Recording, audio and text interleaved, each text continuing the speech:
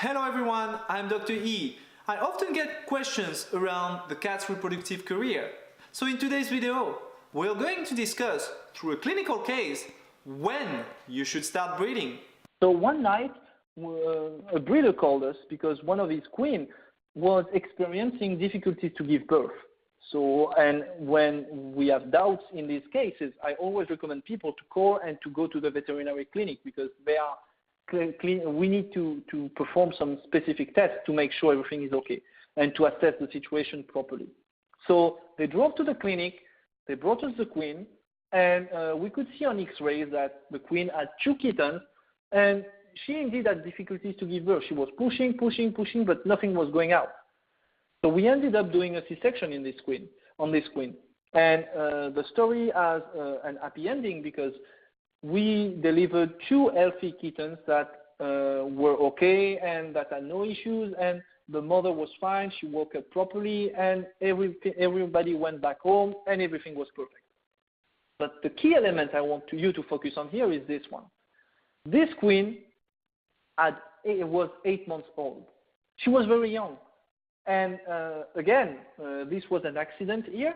The owners didn't realize she had been bred by a male, but she was 8 months old. So think about it. Very young queen. Remember that some queens can start cycling at 4 months of age, sometimes inside your cattery. So very young queen. The pelvis hadn't reached its adult conformation yet, so she had a very narrow pelvis. The capacity of ovulation was certainly limited. Very often, the first ovulation don't lead to production of a lot of oocytes, a lot of eggs. So again, we might end up with a small litter. And when you have a small litter like that, typically the kittens get bigger because, well, there's no uterine competition. All the food, all the energy that the uterus transfers to the kittens is for them. So bigger kittens, very narrow pelvis, you have all the elements here to end up dealing with dystocia, what we call difficulties to give birth.